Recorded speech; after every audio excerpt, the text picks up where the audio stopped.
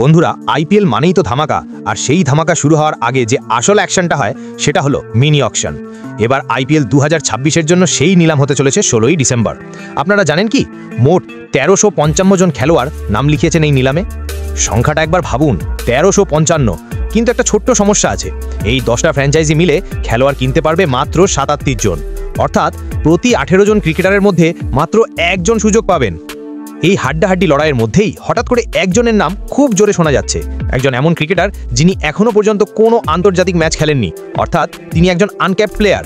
কিন্তু তাকে নিয়ে এখন এত আলোচনা হচ্ছে যে মনে হচ্ছে আনক্যাপড ক্রিকেটারদের মধ্যে তিনিই হতে চলেছেন সবচেয়ে দামি খেলোয়াড়। কে এই প্লেয়ার, কেন তাকে নিয়ে এত উন্মাদনা, জানতে হলে ভিডিওটা শেষ পর্যন্ত দেখতে হবে। কিন্তু চলুন এবার সেই খেলোয়াড়ের পরিচয়টা আপনাদের সামনে তুলে ধরি। তার নাম হলো কার্তিক শর্মা। এই ছেলেটি খেলেন রাজস্থানের হয়ে, বয়স মাত্র 20 বছর। ভাবা যায় এই ছোট্ট বয়সেই তার এমন ব্যাটিং পাওয়ার যে তাকে নিয়ে চারিদিকে এত কথা। কার্তিক মূলত একজন উইকেট কিপার ব্যাটার এবং তিনি খেলেন 4 নম্বর পজিশনে। আচ্ছা, আপনারা হয়তো ভাবছেন এই ছেলে হঠাৎ করে এত লাইমলাইটে কেন এলেন? আসল কারণটা হলো তার ছক্কা মারার ক্ষমতা, অর্থাৎ তার 6 হিটিং এবিলিটি। তিনি যে পাওয়ার হিট করেন সেটা দেখে বড় বড় ক্রিকেট তারকারাও অবাক। বিশ্বাস না হলে একটা ঘটনা বলি। নভেম্বর মাসের 20 তারিখের কথা। ক্রিকেট দুনিয়ার এক বড় নাম, ইংল্যান্ডের প্রাক্তন কিংবদন্তি ব্যাটসম্যান কেভিন পিটারসন, হ্যাঁ সেই কেপি, তিনি নিজেই কার্তিক শর্মার একটি ভিডিও রিটুইট করলেন আর ক্যাপশনে লিখলেন, হু ইজ দিস, অর্থাৎ কে এই ছেলে। যখন কেভিন পিটারসনের মতো এত বড় একজন তারকা কোনো আনক্যাপড প্লেয়ারকে দেখে চমকে ওঠেন, তখন তো তাকে নিয়ে আলোচনা হবেই, তাই না? কার্তিককে নিয়ে এত মাতামাতির কারণ শুধু কেপির প্রশংসা নয়, তার পারফরমেন্সও কথা বলছে। সৈয়দ মুস্তাক আলী ট্রফি 2025 থেকে 26, এই টুর্নামেন্টে কার্তিক রাজস্থানের হয়ে মোট 11টি টি20 ম্যাচ খেলেছেন, রান করেছেন 316। মোট স্কোরগুলোর মধ্যে ছিল 2টি হাফ সেঞ্চুরি এবং 7টি ত্রিশোর্ধ্ব ইনিংস। আর টি20তে যেটা সবচেয়ে বেশি দরকার, অর্থাৎ স্ট্রাইক রেট, তার স্ট্রাইক রেট হলো 164.58। এই স্ট্রাইক রেট দেখেই বোঝা যায় তিনি কতটা বিধ্বংসী ব্যাটার। এই দারুণ স্ট্রাইক রেটই প্রমাণ করে যে তিনি একজন দুর্দান্ত ফিনিশার হওয়ার সব গুণ রাখেন, তাই অনেক ফ্র্যাঞ্চাইজি তাকে একজন ফিনিশার হিসেবে দলে নেওয়ার কথা ভাবছে। তবে একটা মজার ব্যাপার হলো, এর আগের আইপিএল অর্থাৎ আইপিএল 2025-এর জন্য তিনি ট্রায়াল দিয়েছিলেন, কিন্তু দুর্ভাগ্যবশত কোনো টিমই তখন তাকে কেনেনি। এবার কিন্তু পরিস্থিতি পুরোপুরি উল্টে গেছে। শুধু টি20 নয়, কার্তিক লঙ্গার ফরম্যাটে অর্থাৎ ফার্স্ট ক্লাস ক্রিকেটেও তার জাত চিনিয়েছেন। রঞ্জি ট্রফি 2024 থেকে 25, রঞ্জি ট্রফির শেষ মরশুমে তিনি 3টে সেঞ্চুরি হাঁকিয়েছেন। ভাবুন, টি20তে পাওয়ার হিটার, আবার রঞ্জিতে লম্বা ইনিংস খেলার ক্ষমতা রাখেন, অর্থাৎ ক্রিকেটের সব ফরম্যাটেই তিনি খেলার জন্য তৈরি। মোট ম্যাচ এখনও পর্যন্ত তিনি সব ফরম্যাট মিলিয়ে মোট 28টি ম্যাচ খেলেছেন।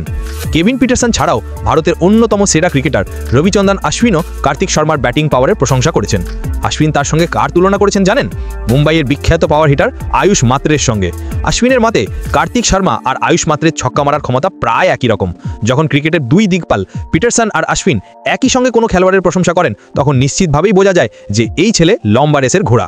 এবারে আসি সবচেয়ে বড় প্রশ্নে। কার্তিক শর্মা যে নিলামে আসবেন তাতে কোনো সন্দেহ নেই, কিন্তু তিনি কত দামে বিকবেন, এটাই এখন কোটি টাকার প্রশ্ন। চারিদিকে কান পাতলেই শোনা যাচ্ছে যে এই আইপিএলে তিনি খুব চড়া দামে বিক্রি হতে চলেছেন। আমরা তো নিলামের দিনই জানতে পারবো তার ফাইনাল প্রাইস কত হবে। তার আগে আমাদের তো একটা আইডিয়া করতেই হবে, তাই না, যে কোন দল তাকে কিনতে পারে। আমার ব্যক্তিগতভাবে মনে হচ্ছে যে দলগুলো তাদের 4 নম্বর বা 5 নম্বর পজিশনে একজন শক্তিশালী ব্যাটার খুঁজছে বা এমন একজন ফিনিশার খুঁজছে যে শেষ ওভারে ম্যাচ বের করে নিয়ে আসতে পারে, তারা সবাই কার্তিকের দিকে ঝাঁপাবে। যদি আপনি কলকাতা নাইট রাইডার্স ফ্যান হয়ে থাকেন, কেকেআরকে মন থেকে ভালোবেসে থাকেন, তাহলে অবশ্যই এই ভিডিওটিতে একটি লাইক করে দিন আর কমেন্টে লিখে দিন, আমি কেকেআর, আপনাদের ভালোবাসা দেখতে চাই। আমার মতে এই মুহূর্তে একটি টিমের নাম সবার আগে মাথায় আসছে যারা কার্তিক শর্মাকে নিতে পারে।